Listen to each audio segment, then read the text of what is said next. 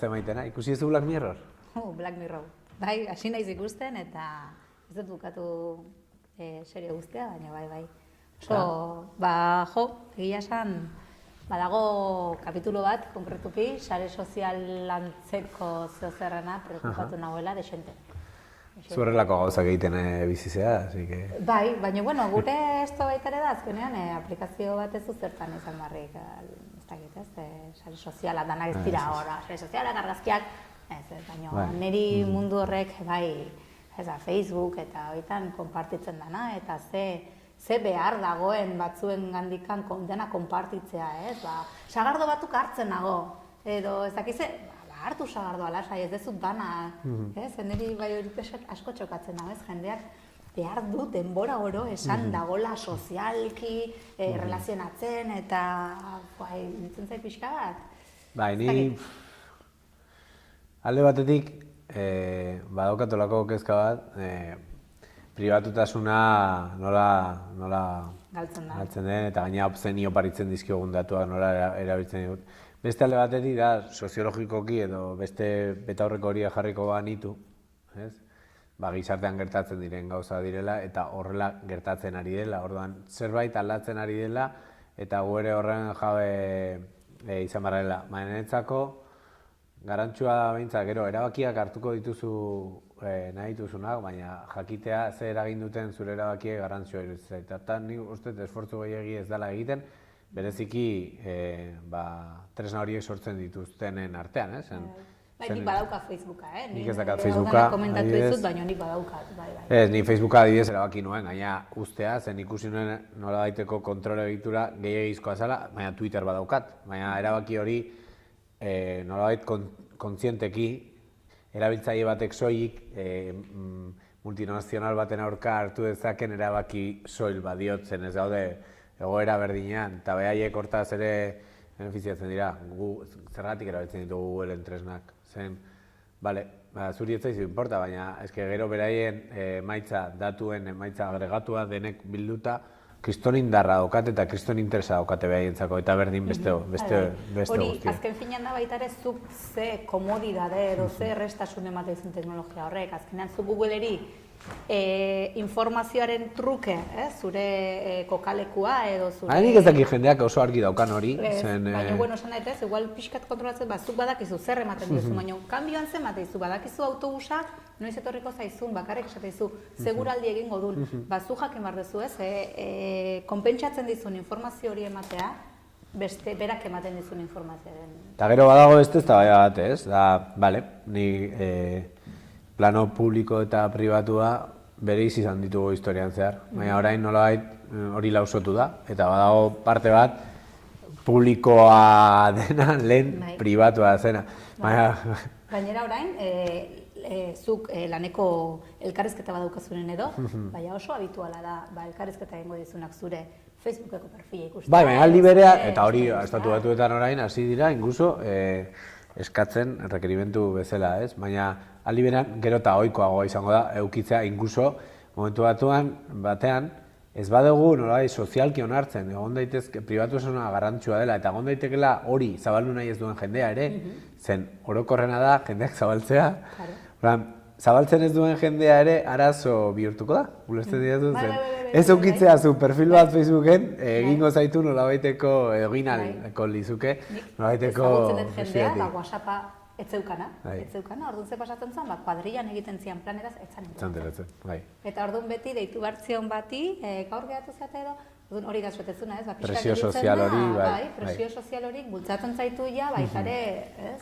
Baina hor gero zuk erabaki bat ez, zer erakutsi, zer ez erakutsi, ambito publikoan, ambito pribatuko gauzak, Ez dakit, formazio kontua, nik uste ez dela formazio kontua, soilik, orduan hor, pentsatu behar dugu zer den, era hoberena hori, holako, ez?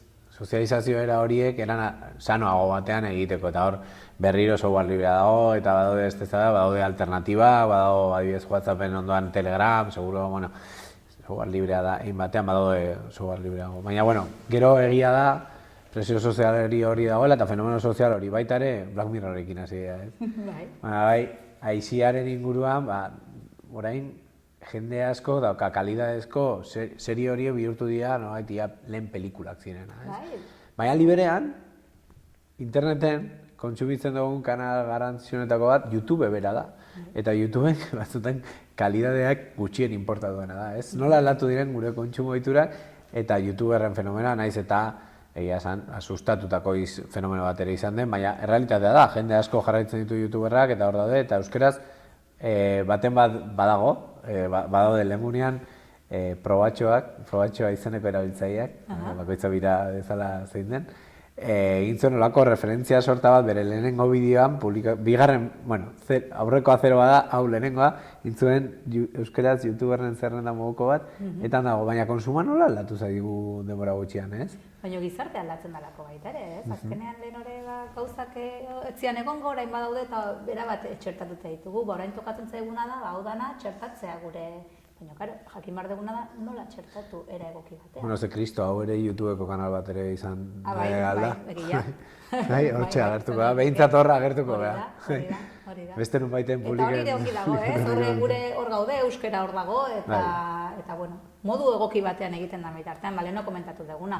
Umei eskoletan erakusten bazaie modu erresponsable modu batean, ez? Erabiltzen teknologia guzti hau dana heldu izaten didanean, ondo kudeatzea lortzen duten.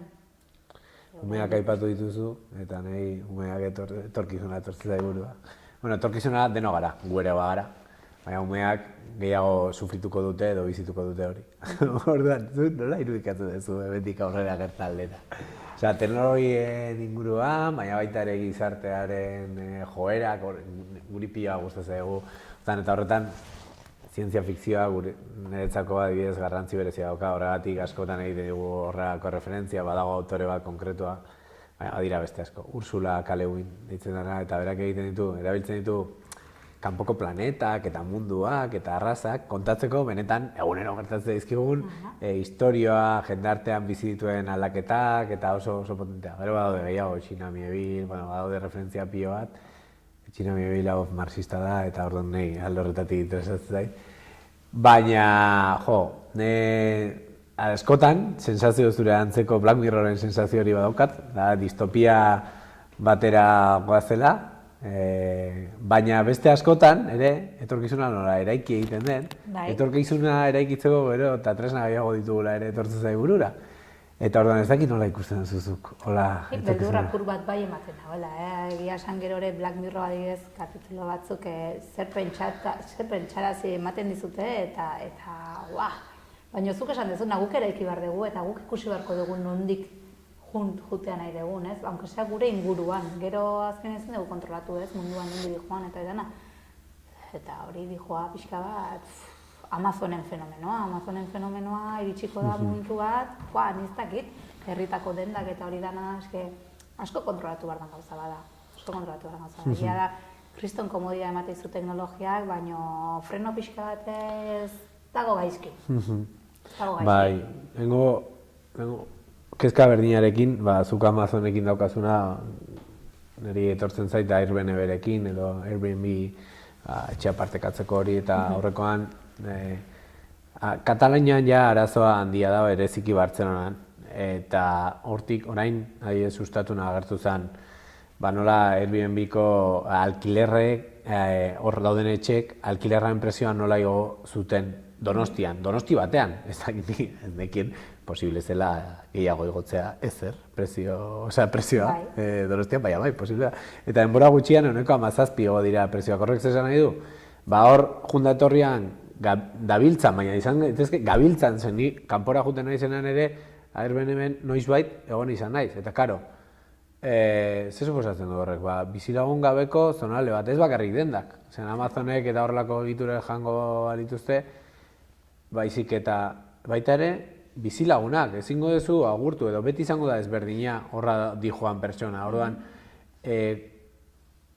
pentsatu behar dugu nola egin aurre era horretako fenomenoa, baina aldi berean soluzioa ere teknologikoa dela ni azpimarratuko nuke.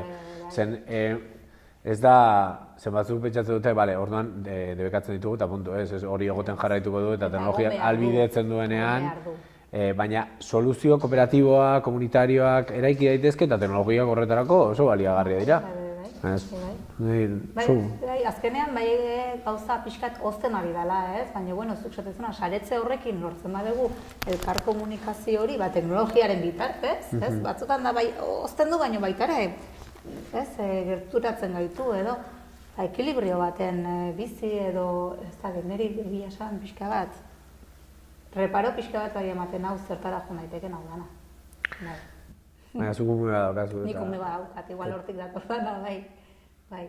Bueno, niri gustatzen beti gauza positiba miratzea, baina egia da nik zure kezka partekatzen dudala, baina aldi beran etorkizunaren nostalgia pixka batero daukagula. Hau da, etorkizuna, ez da, etorkizunaren nostalgia izatea da, etorriko den horri baino, etortzea nahi dugun hori eraikitzen lagundu, eta horren nostalgia izan. Ez dago eraikita, guk eraiki behar dugu. Eta egunero eraikitzen da. Eta egunero, eta guk erabakiko dugu nola eraiki. Behintzat gure ingurua. Nik uste ez dakit, bai, mesedez.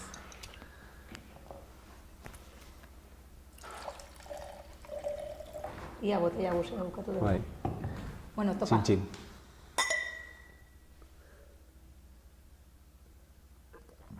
Bukatzen duan Black Mirror ikusten dana. Bai, eta ni Mr. Robot. Mr. Robot? Bai, beste, oso ona. Zigar nahi zen, utzi nuen leku batean, hasi zan pixkatola... Bai, eta hasi naiz, baina, nik uste mereziko duela jarraitzen. Nik lehenengo temporada bakarrik ikusten, eta hori ikusten dut ja hor finala hori izan beharko dukela, eta bigarren ez naiz eta saiatu ere.